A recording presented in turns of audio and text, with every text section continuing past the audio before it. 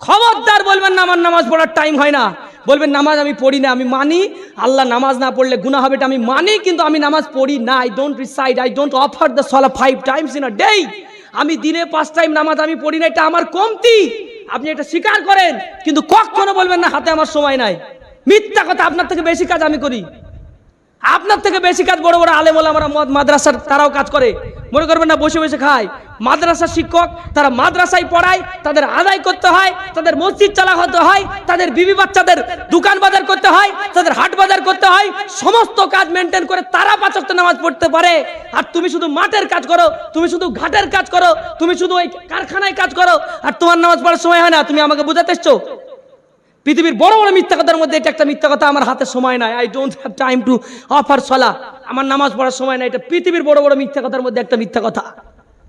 এই জন্য আমাদেরকে পরিবর্তন হতে হবে। We have to change.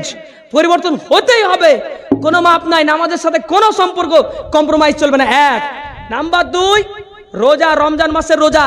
যারা এই বছরে যাদের বয়স মোটামুটি 14-15 মোটামুটি বয়স হয়েছে, বা যারা বড় হয়ে গেছেন, যারা এই বছরে যারা 29টা বা 30টা রোজা কটা হবে আল্লাহ জানে। 4 দেখে রোজা, 4 দেখে ছাড়তে হবে। 30টা রোজার মধ্যে যদি কেউ একটা রোজাও ছেড়ে থাকেন, একটা, নিশ্চিত তওবা করবেন, ভালোভাবে তওবা করে নেবেন।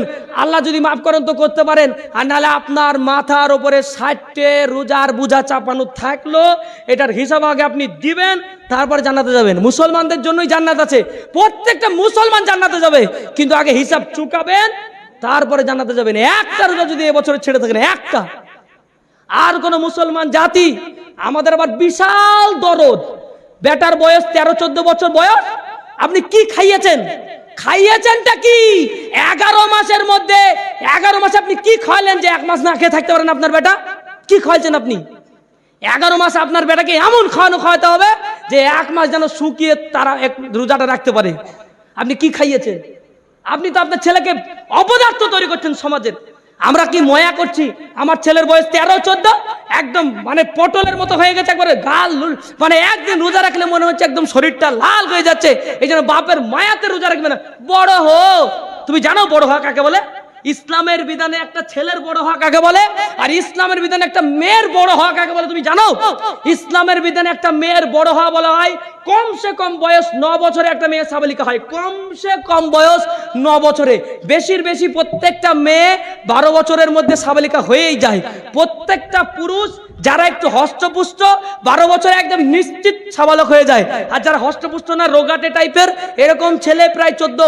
আর যদি তার নিদর্শন নাও দেখা যায়, তার সাবালকের নিদর্শন যদি নাও দেখা যায়, তাহলে তার শেষ বয়স হচ্ছে 15 বছর। প্রত্যেকটা পুরুষের 15 বছর পুজে গেলে তার 16 বছর 15 বছর পুজে যাওয়ার যেদিন পুজে গেল, তারপর থেকে কোনোদিন একটা রোজাও ছাড়তে পারবে না, যদি তার শারীরিক সমস্যা এমন না থাকে যে তাকে হসপিটালে যেতে হয়, বা শারীরিক ডাক্তার যদি না বলে যে এই ছেলেটা রোজা রাখলে শরীর খারাপ হয়ে যাবে, ততক্ষণ পর্যন্ত রোজা ছাড়ার কোনো উপায় নাই। এখন আপনাদের এখানে যদি আমি সত্যি করে বলি, বুকে হাত দিয়ে যদি বলেন আপনার মেয়ে রোজা রাখতে চেয়েছিল, আপনার মেয়ের বয়স হচ্ছে 14 বছর 13 বছর, আপনার মেয়ে রোজা রাখতে চেয়েছিল, আমি এমনও খবর শুনেছি, আমি ঘরের ভিতরে কপাট লাগিয়ে দিয়ে ফ্যান চালিয়ে দিয়ে যাতে আওয়াজ না শুনতে পাই, এইরকম সিস্টেমও মেয়েকে রোজা রাখতে দেওয়া হয় না। আমি এমনও খবর শুনেছি মেয়েটাকে কোনো রকম কোনো ডেকে দেওয়া হবে না, তার ডাকার কোনো পরিস্থিতি নাই। আপনি যে মায়া করছেন, আপনি যে এত বেশি মায়া করছেন মেয়ের, আপনার কারণে আপনার মেয়ে যদি জাহান্নামে যায়, এই মায়াটার কোনোই মূল্য থাকে না। ও মুসলমান জাতি, আমরা একটু খেয়াল করি।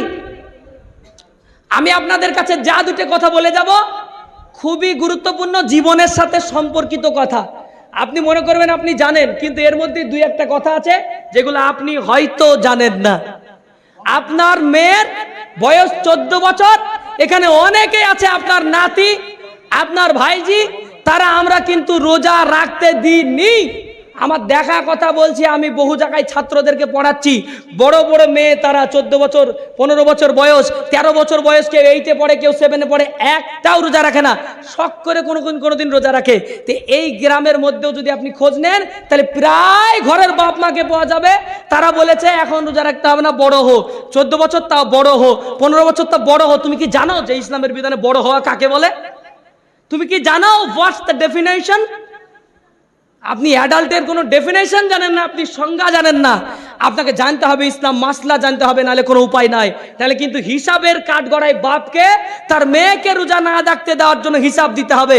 আরে আপনার মেয়ের বিয়ে দেবেন, আমি বুঝতে পারছি আপনার মেয়ের বিয়ে দিবেন, তো আপনার মেয়ের বিয়ে দিবেন রোজার পরে 6 মাস আরো ভালো করে খাওয়াবেন, তারপরে দেখাবেন। বলছে আমার মেয়েটার বিয়ে শাদী হবে এখন, এই সময় যদি রোজা রাখে রোগাটে হয়ে যাবে, ভালো জায়গায় বিয়ে শাদী, ছেলে মেয়ে দেখতে ভালো লাগবে না, কেমনই বা হবে।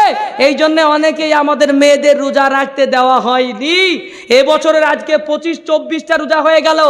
আর কবে আপনি বুঝবেন যা ভুল করেছেন, আগামী বছর থেকে ওই ভুল করবেন না। আর ছেলে মেয়েকে বলে দেবেন তুই যে রোজাগুলো করিসনি, এই জন্য তওবা করতে হবে, এই জন্য তওবা করতেই হবে। 14 বছর 15 বছর বয়স হয়ে যাওয়ার পরেও, আর যারা বড় বড় তারা অনেকেই তো রোজা রাখেন, এরকমও লোক আছে। রমজান মাসে চায়ের দোকান খোলা আছে মানে গ্যারান্টি রোজা না রাখার লোক আছে এই চন্দ্রহাটে, বুঝতে পারছেন না?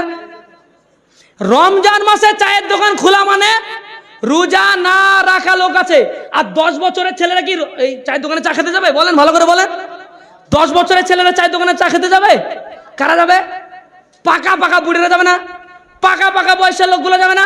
তাহলে রোজার মাসে চায়ের দোকান খোলা মানে রোজা না রাখা লোক এই গ্রামে শুধু না, এই এলাকায়, এই মুর্শিদাবাদে, এই পশ্চিম বাংলায় অনেক আছে। তারা এখনো বুঝতে পারেনি রোজা কাকে বলে। এক একটা রোজা কষ্ট, যদি ছুটে যায় কোনো কারণেও, যদি আমাদের ছুটে যায় তাহলে আমাদের ব্যথা লাগে এই রোজাটা কেন ছুটে গেল, রমজান মাসে পেলাম না কেন। আর আপনি ইচ্ছা মতো ঘুমিয়ে পার করে দিচ্ছেন, আপনার কোনো দয়াই নাই, মায়াই নাই, দুঃখই নাই, বেদনাই নাই, কারণ আপনি জানেন না what's the definition of essential work.